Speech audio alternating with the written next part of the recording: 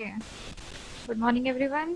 तो आज हम लोग पाइथन में पढ़ेंगे इफ़ एल्स इफ और एल्स स्टेटमेंट के बारे में। और प्रीवियस क्लास में हम लोगों ने इफ़ और एल्स स्टेटमेंट देख लिया था, मतलब इफ़ स्टेटमेंट और इफ़ एल्स स्टेटमेंट देख लिया था। तो आज हम लोग क्या देखेंगे, इफ़ एल्स इफ और एल्स स्टेटमेंट देखेंगे। ठीक है। और बेसिकली ये जो आपका ELIF लिखा रहता है, एल्स लिखा रहता है, ये शॉर्ट फॉर्म होता है एल्स इफ का। ठीक है। तो क्या होता है बेसिकली इसमें आप लोगों में पाइथन में कई चीज़ें, कई नेस्टेड स्टेटमेंट्स होते हैं पाइथन में। जैसे इफ़ हो गया, इफ़ एल्स हो गया, इफ़ एल्स हो गया। ठीक है। तो आज हम लोग क्या पढ़ रहे हैं, इफ़ एल्स। ठीक। तो ये आपका यहाँ पे देख रखते होंगे, यहाँ पे सिंटेक्स दे रखा है आप लोगों का। तो पहले क्या होता है, इफ़ कंडीशन होती है। इफ़ कंडीशन में क्या होता है, आपका टेस्ट एक्सप्रेशन होता है। मतलब यहाँ पे हम जो भी एक्सप्रेशन होता है उसको टेस्ट करते हैं। तो उसके बाद उसकी बॉडी पे आके चेक करते हैं कि हमारी जो स्टेटमेंट है वो ट्रू है कि फॉल्स है। फिर उसके बाद हम लोग नेक्स्ट पे आते हैं। अगर फॉल्स होती है तो हम लोग ये क्या देखते हैं, जो लिखने का तरीका होता है, सिंटेक्स होता है हमारा, वो क्या होता है, ELIF लिखते हैं। ठीक है। ये आपका कीवर्ड हो जाता है। अगर ये आपका ट्रू होता है, ये अगर मतलब आपका एल्स इफ वाला पोर्शन फॉल्स होता है तो हम लोग एल्स बॉडी पार्ट में आते हैं। तो ये आपका सिंटेक्स है बेसिकली। ठीक है। तो चलिए अब हम लोग आगे देखते हैं इसके बारे में। थोड़ा सा कुछ चीज़ें होती हैं उसको समझ लेते हैं क्या होता है हमारा इस स्टेटमेंट में। तो पहला पॉइंट आपसे कहता है, the L's if is the short form of else if. मतलब जो ELIF लिखा हुआ है is the short form of else if. ठीक है। तो मतलब हमको ये शॉर्ट फॉर्म में ही कंसीडर, मतलब जब लिखते हैं तो हम लोग शॉर्ट फॉर्म में ही लिखते हैं। ये आपका कीवर्ड हो जाता है एक तरीके से। It allows us to check for multiple expression. अब जैसे मैंने बताया, इफ़ होता है, फिर एल्स इफ होता है, फिर उसके बाद एल्स होता है। तो ये क्या होता है, यहाँ पे मल्टीपल एक्सप्रेशन होते हैं जिसको हम लोग चेक करते हैं। ठीक है। नेक्स्ट पॉइंट हमसे बोलता है कि if the condition for if is false, it checks the condition of the next else if block and so on. जैसे मैंने बताया कि अभी इफ़ में क्या होता है, हम लोग की कंडीशन चेक करी जाती है। जब कंडीशन चेक होता है तो हमारा जो भी आंसर होता है या तो वो ट्रू होता है या तो फॉल्स होता है। जब हमारा इफ़ की कंडीशन फॉल्स हो जाती है तब हम लोग नेक्स्ट अपना एल इफ चेक करते हैं। जो हमारा एल्स इफ होता है उसको हम चेक करते हैं। अगर वो भी हमारा फॉल्स होता है तो हम लोग किसमें, एल्स स्टेटमेंट में जाते हैं अपनी। ठीक है।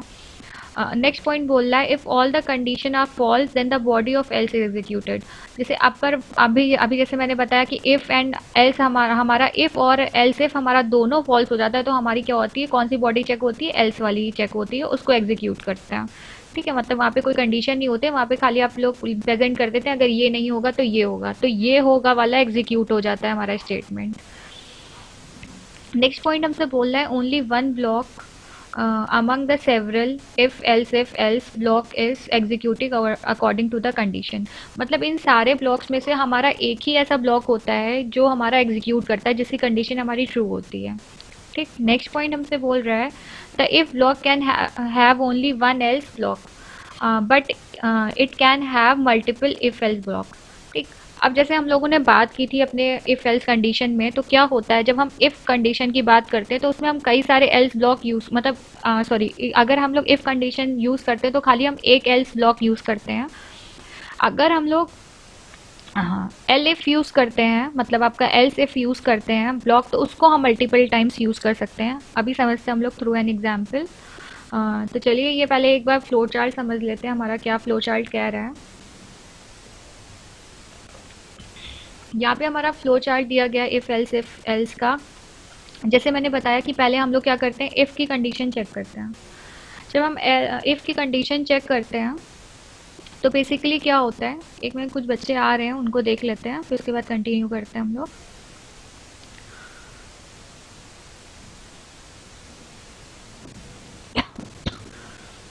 चलेगा, चलिए ठीक है।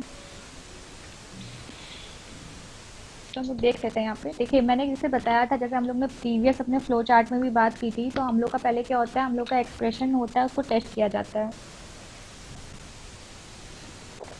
जब हमारा एक्सप्रेशन टेस्ट होता है तो या तो हमारी कंडीशन ट्रू होती है या तो फॉल्स होती है।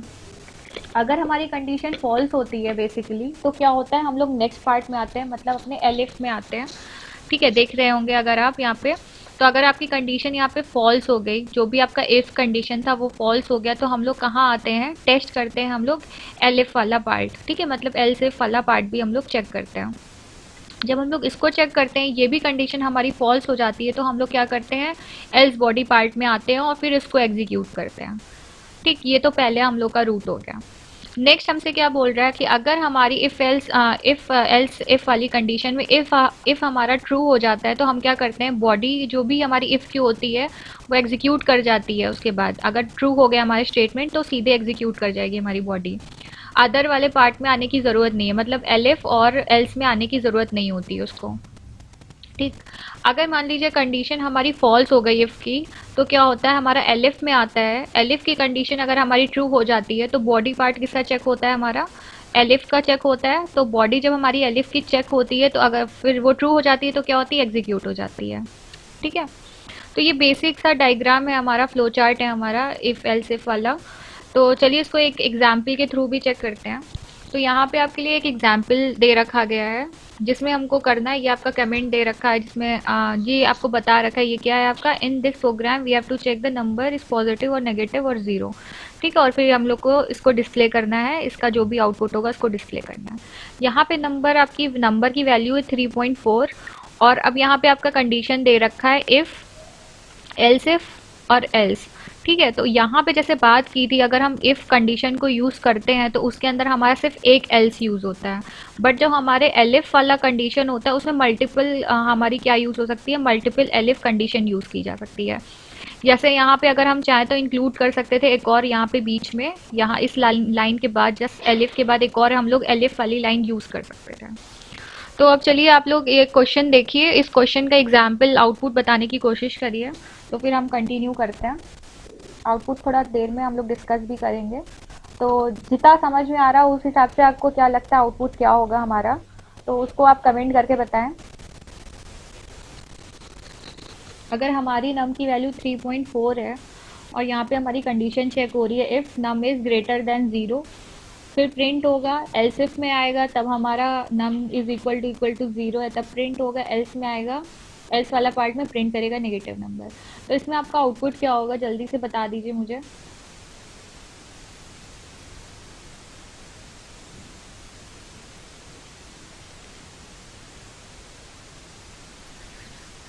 पॉजिटिव नंबर, वेरी गुड, सब लोग को समझ में आ रहा है। ठीक है, वेरी गुड। ठीक है, अगर इसी स्टेटमेंट में अगर हम लोग क्या करते हैं कि अब हम लोग वैल्यू लेते हैं अपनी, तो इसी स्क्रीन बड़ी कर देती हूँ, ऐसे ही देख लीजिएगा। अगर अब हम वैल्यू लेते हैं अपनी नम, अगर अब हम नम की जगह जो भी आपका ये है, तो वैल्यू ज़ीरो लेते हैं, तब हमारा आउटपुट क्या आएगा, बताएं कमेंट करके। अब नम की वैल्यू अगर हम ज़ीरो लेते हैं तो हमारा आउटपुट क्या आएगा, कमेंट करके बताएं। यहाँ पे नम की वैल्यू 3.4 थी पहले, अब हम नम की वैल्यू ज़ीरो ले रहे हैं, तब हम क्या करेंगे, तब हमारा आउटपुट क्या होगा। और जब हमारी नम की वैल्यू -4.5 हो जाएगी, तब हमारा आउटपुट क्या होगा। दोनों कंडीशन ये जो लिखा हुआ है, try these two variations as well, तो यहाँ पे नम की वैल्यू ज़ीरो हो जाएगी तब हम क्या करेंगे, और नम की वैल्यू -4.5 हो जाएगी तब हम क्या करेंगे, ये भी बताइएगा, कमेंट करके बता दीजिए।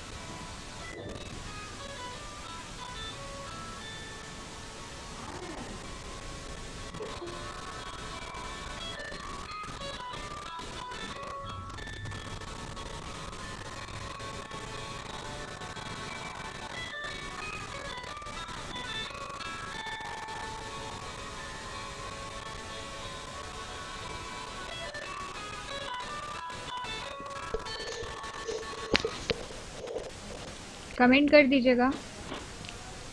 ओके, सबका कमेंट आ गया है, zero negative number, zero negative number, ठीक है। -4.5 नेगेटिव नंबर, ठीक है।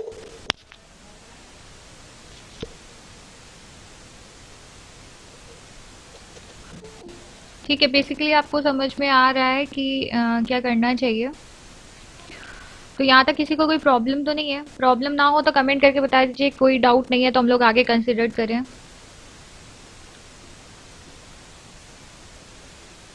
यहाँ तक कोई प्रॉब्लम ना हो तो कमेंट करके एक बार बता दीजिए।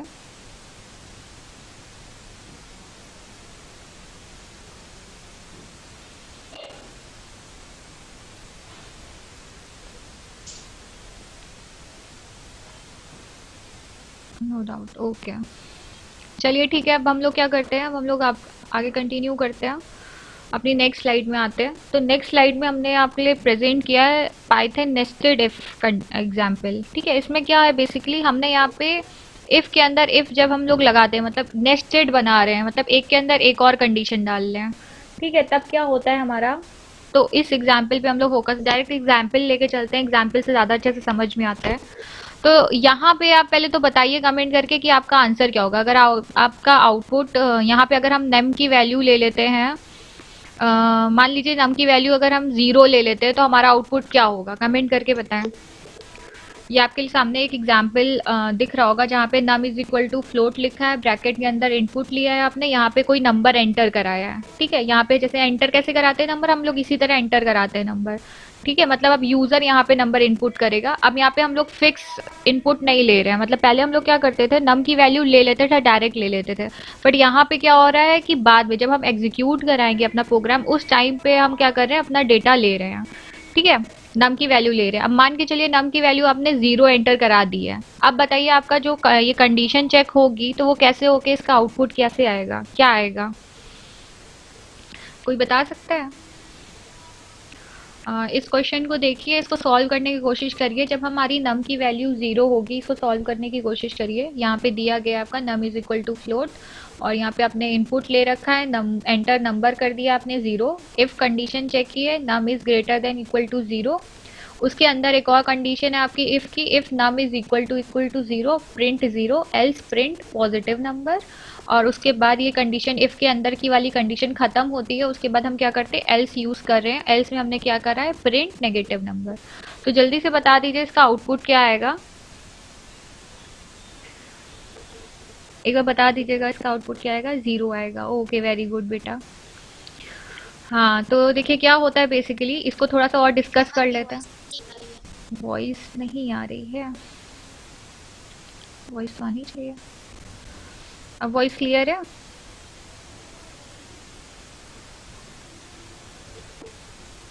वॉइस क्लियर है तो ज़रा कमेंट करके बता दीजिए वॉइस क्लियर है।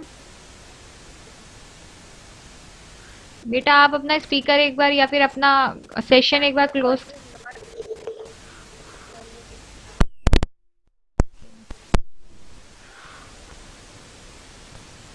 वॉल्यूम तो आनी चाहिए बेटा। नेटवर्क कनेक्शन,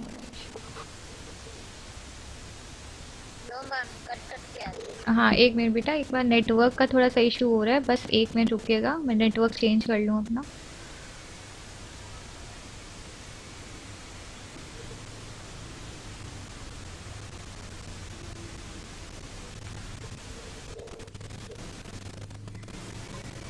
ओके, अब आपको मतलब वॉल्यूम एकदम सही ऑडिबल है?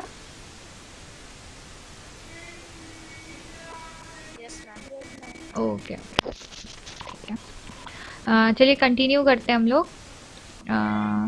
देखिए इसकी बात कर रहे थे हम लोग, करंट देख लेते हैं अपना पाइथन में। जब हम इफ़ और इफ़ के अंदर हम लोग इफ़ की बात करते हैं, मतलब एक से ज़्यादा नेस्टेड इफ़ की बात कर रहे हैं यहाँ पे बेसिकली हम लोग।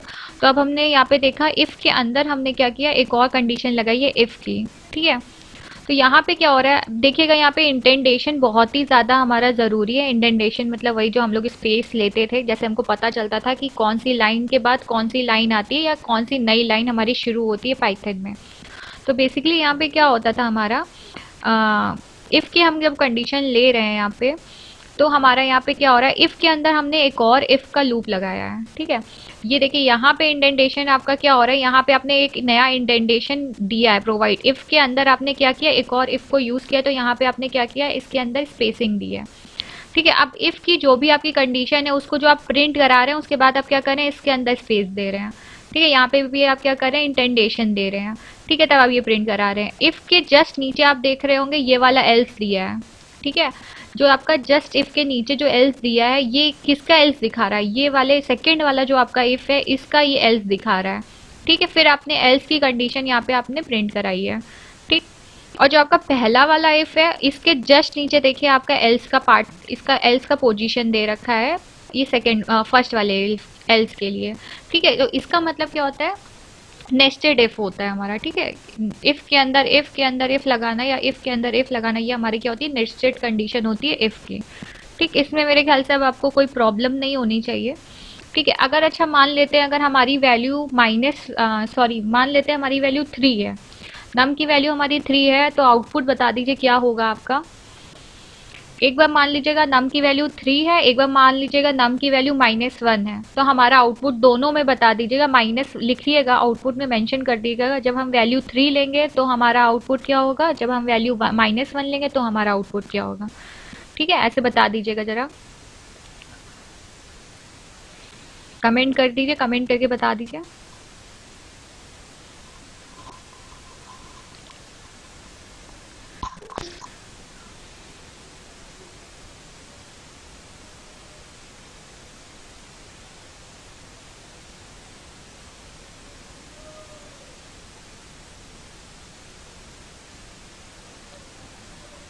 3 पे पॉजिटिव नंबर, -1 पे नेगेटिव नंबर। ओके ओके, ठीक।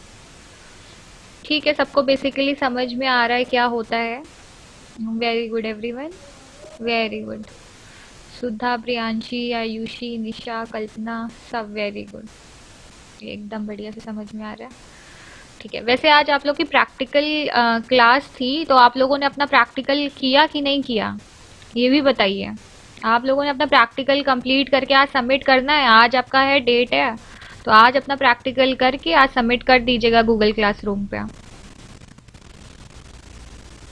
ओके, ठीक है, तो आप लोग को एकदम समझ में आ रहा है, तो चलिए अब हम लोग मूव ऑन करते हैं। ये तो आपको एकदम अच्छे से हो गया होगा ना, कि अब तो आपको कोई दिक्कत नहीं होनी चाहिए नेस्टेड इफ में। तो चलिए अब हम लोग आज नया एक और वो यूज़ करते हैं, मतलब पढ़ते हैं, जिसमें है what are operators in Python. अब हम लोग ऑपरेटर्स के बारे में पढ़ेंगे। बेसिकली ऑपरेटर्स हम लोग यूज़ कर चुके हैं, बट अब पढ़ रहे हैं, थोड़ा सा ऐसे समझ में आना चाहिए ना, कि पता होना चाहिए क्या ऑपरेटर हमने पढ़े थे। तो देखिए ये है, operators are special symbols in Python that carry out arithmetic और logical computation. The value that the operator operates on it is called operand। मतलब यहाँ पे जो आपका देखिए एक एग्जाम्पल ले रखा है, यहाँ पे हमने 2+3, तो ये जो आपका प्लस है, तो ये आपका क्या हो गया, ऑपरेटर हो गया, और ये आपका 2 और 3 है, ये आपका क्या हो गया, ऑपरेंड हो गया। ठीक है, तो यही लिखा हुआ है, the value that the operator operates on is called operand. तो आपका 2 और 3 क्या हो गया, ऑपरेंड हो गया, या अगर हम इसको a+b लिखते तो हमारा a और b क्या हो जाता, ऑपरेंड हो जाता, और प्लस हमारा क्या होता, ऑपरेटर हो जाता। ये एक एग्जाम्पल है जिसमें मैंने बता रखा है आपको, देखिए नीचे लिख भी दिया आपके लिए, plus is the operator that performs addition and 2 and 3 are the operands and 5 is the output of the operation. ठीक है, चलिए इसको आप कंटिन्यू करते हैं, आगे स्लाइड में बढ़ते हैं। अब हम बात करते हैं अर्थमेटिक ऑपरेटर्स की।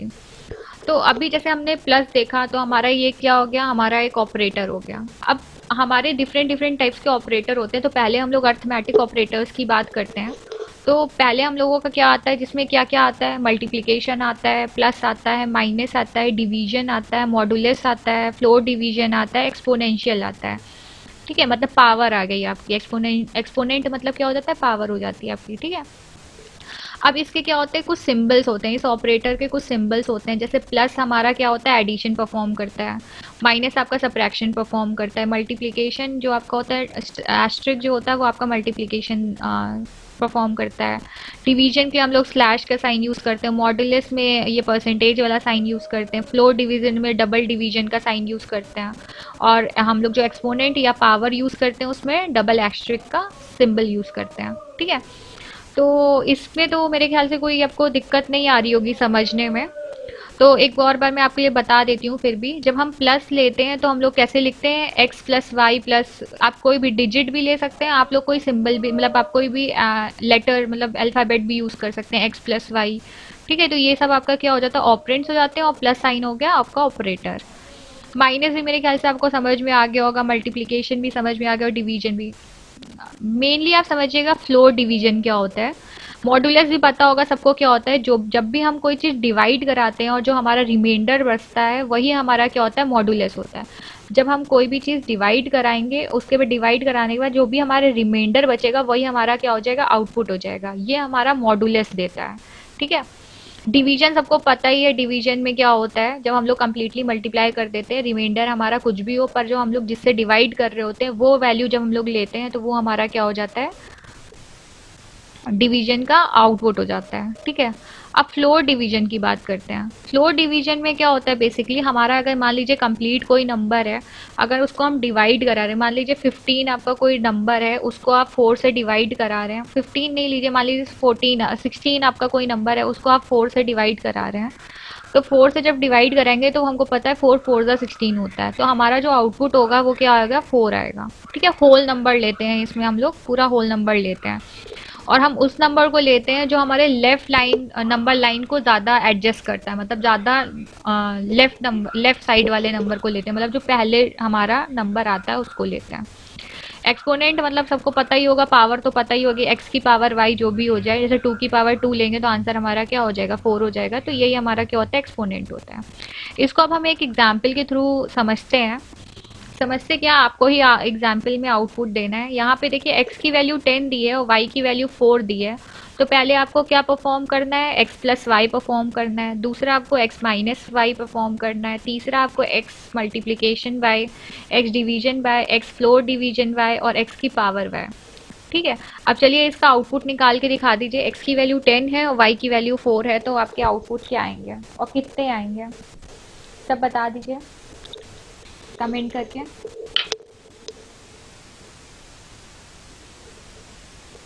देख लीजिए, स्क्रीन पे देख लीजिए और आउटपुट बताइए।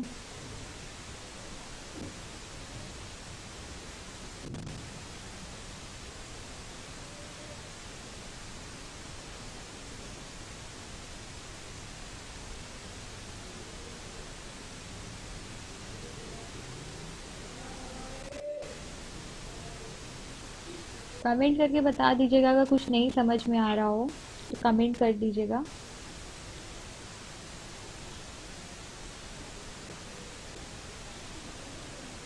बेटा सारे आंसर दीजिए, मैं सारे आंसर एक साथ देख लूँगी ना, आप सारे आंसर दे दीजिए, तो मैं आपके लिए ओपन कर देती हूँ। ठीक है, देख लीजिए आउटपुट, सारे आंसर दीजिए मुझे सारे। कितने, एक तो आउटपुट कितने, टोटल नंबर ऑफ आउटपुट्स होंगे,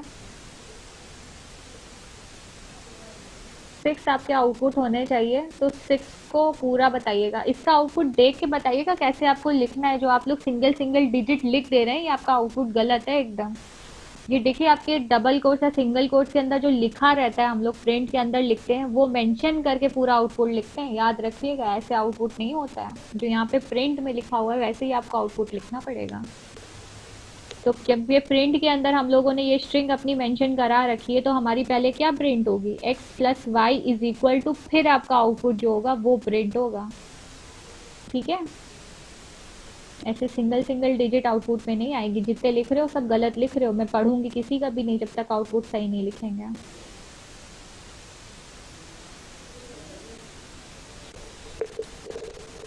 अगर आप सिंगल डिजिट में आउटपुट लिख के आएंगे आपको 0 नंबर मिलेगा, डिजिट में आउटपुट थोड़ी ना आएगा, पहले पूरा प्रिंट होगा ना। देखिए ये स्ट्रिंग है, पहले स्ट्रिंग प्रिंट होगी उसके बाद आपका आउटपुट प्रिंट होगा। जैसे ये क्या लिखा हुआ है यहाँ पे, आपका आउटपुट होना चाहिए x plus y is equal to, अब जो भी आपका है 14 आएगा, 10 प्लस 4 मतलब 14, तो ये आपका आउटपुट होगा। एग्जैक्टली आउटपुट लिखते हैं हम लोग, अपने मन से आउटपुट नहीं लिखते हैं, जो दिया गया है वैसे आउटपुट लिखते हैं।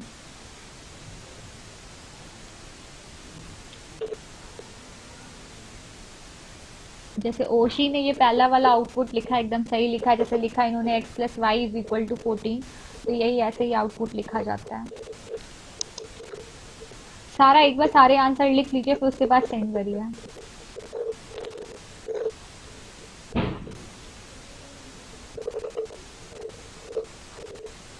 देख लीजिए स्क्रीन पे देख लीजिए, और देखने के बाद सारे आउटपुट पहले लिख लीजिए, उसके बाद कमेंट करिए।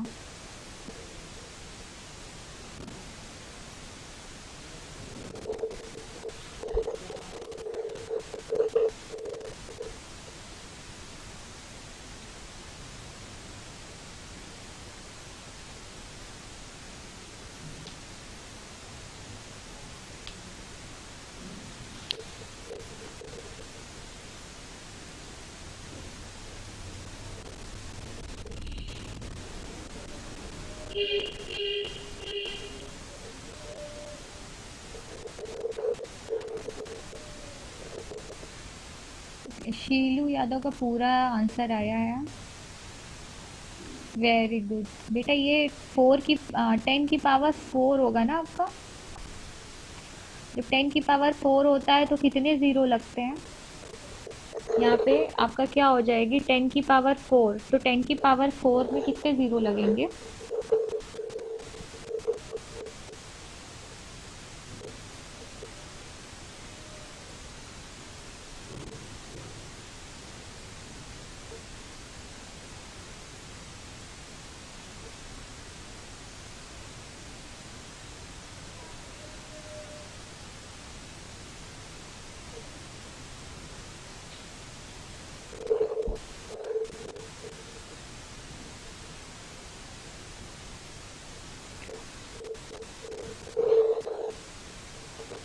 ओके वेरी गुड, सबके आंसर एकदम सही आ रहे हैं।